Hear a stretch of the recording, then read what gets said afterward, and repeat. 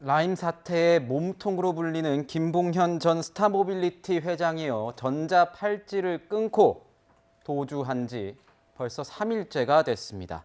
먼저 라임 사태를 저희가 간단하게 살펴본 뒤에 관련 내용 좀 더 알아보도록 하겠습니다. 구자웅 차장님께서 상세하게 설명해 드리겠습니다. 2019년 7월에 이 사모펀드 1위 라임이 이 부실화되면서 결국 펀드 판매가 되지 않아서 이제 돌려막기를 했는데 결국 1, 2차 펀드 환매 중단 선언을 2019년 10월에 하게 됩니다. 그러니까 이 환매 중단은, 그러니까 환매라는 것은 펀드에 가입한 사람들이 나는 이제 펀드를 해약하겠다라고 하면 돈을 돌려줘야 되거든요. 네. 그런데 이제 돈이 없어서 돌려주지 못한 돈이 1조 6천억 원에 이르고 피해자는 4천여 명에 이릅니다. 그러니까 이게 2019년에 벌어진 사건이니까 3년의 시간이 흐르지 않았습니까? 그래서 이때 이 라임 사태의 이 문제가 어떻게 있었는지 그래서 이제 기소가 돼서 지금 재판이 진행되고 있었습니다. 그 몸통 중에 한 사람이 지금 김봉현이라는 사람인데 이 사람이 지난해 보석으로 나온 이후에 1년 정도 재판을 이제 재판을 받았고 이제 곧 선고를 앞두고 있었다고 합니다. 그런데 선고 직전에 이 착용하고 있던 전자 이 장치를 끊고 지금 도주를 해서 이건 이제 선고가 거의 뭐 유죄가 확실한 이 상황이었기 때문에 도대체 이런 사람을 보석으로 두는 것이 옳았느냐 이렇게 새로운 논란이 좀 되고 있습니다. 네, 그러니까요. 공판 이제 한 1시간 30분 전이었다라고 하고요. 마지막으로 위치가 파악된 거는 이제 경기도 하남의 팔당대교 남단 부근이라고 합니다. 지금 이 과정 속에서요. 검찰이 사실 최근에 이제 구속영장을 한 2번 정도 청구를 하는 등 신병을 좀 확보해달라고 법원에 요청했는데 무산이 됐다라는 겁니다. 변호사님. 이 법원의 어떤 대처가 적절했다라고 볼 수 있겠습니까? 사실 법원에서는 이제 기왕 보석이 돼 있는 상태니까 보석 결정의 취지를 지켜야 된다라는 원론적인 입장이었던 것 같기는 합니다. 하지만 검찰에서 지금 벌써 2번이나 구속영장을 추가로 청구했고 그리고 지금 보면은 26일에는 보석 취소를 아예 청구한 적도 있습니다.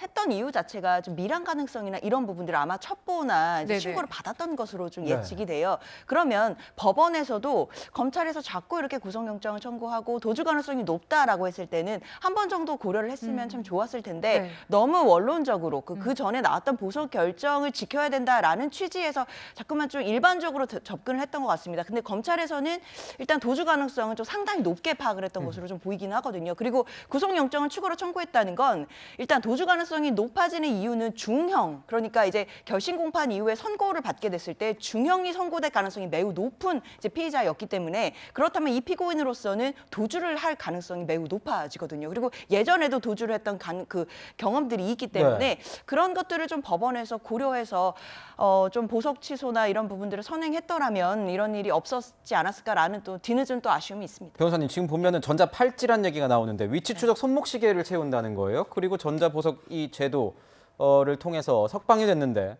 이거 훼손 우려가 원래 원체 크다 뭐 이런 얘기가 있어요, 원래부터. 그렇습니다. 이게 보석 제도라는 것은 이제 말 그대로 이제 재판을 받을 때 미리 석방을 시켜주는 겁니다. 그래서 이제 시청자 여러분들도 일반적으로 알고 계시는 건 보석금을 납부하고 일반적으로 이제 보증금이라고 하는데요. 뭐 1억이 됐든 지금 김봉현 같은 경우에 3억의 보증금이 있었는데 돈을 내고 자기가 이제 풀려나지만 재판 받을 때까지 성실히 도주하지 않고 성실 재판 받겠다 이런 취지인데 이것이 이제 2020년부터 전자장치를 부착하고 보석을 허가해주는 제도가 생겼습니다. 그러니까 말 그대로 위치를 제한을 하는 거죠. 뭐 거주지라든지 아니면 뭐 회사만 갈 수 있다든지 이렇게 해서 도주 우려를 차단을 하고 전자장치를 부착을 해놓은 상태에서 보석을 해주는 제도가 이제 2년 전에 도입이 됐는데요. 이게 이제 전자 발찌 같은 경우에는 뭐 성범죄자 같은 이런 중대한 범죄자들에게 채우는 경우가 많기 때문에 인권 침해를 위해 방지하기 위해서 전자 팔찌를 동원해서 손목시계 같은 것을 채웁니다. 그런데 이게 사실은 굉장히 훼손하기가 용이하게 돼 있습니다. 그리고 훼손을 하고 도주를 한다고 하더라도 잡히지 않는 한은 이것에 의해서 무슨 엄청난 처벌을 받거나 하지 않기 때문에 제도 개선이 좀 필요해 보이긴 합니다. 네, 그리고요. 지금 검찰이 이 김 전 회장의 조카의 휴대전화와 차량 블랙박스를 확보한 것으로 지금 얘기가 알려지고 있는데요, 소장님. 이 조카가 도주를 좀 도운 것으로 얘기가 전해지고 있는 것이죠? 그렇죠. 지금 전자 팔찌가 됐건 발찌가 됐건 간에 이거를 절단을 하고 도주하겠다는 거는 상당한 계획과 의도성이 여기에 있는 거잖아요. 예. 혼자서 할 수 있을까? 그리고 저는 이 부분에 대해서 법무부도 보석 상태이긴 하지만 왜 관리를 이렇게까지뿐이 못하나에 대한 아쉬움이 굉장히 많습니다. 네. 이 사람에 의해서 피해본 사람들이 4천 명이에요. 네. 어마어마한 피해자들이 있는데 이 사람이 거의 주범이나 마찬가지인데 이렇게 되면 사건이 미국으로 빠지고 처벌이 더욱 어려워지는 상황이 되거든요. 네.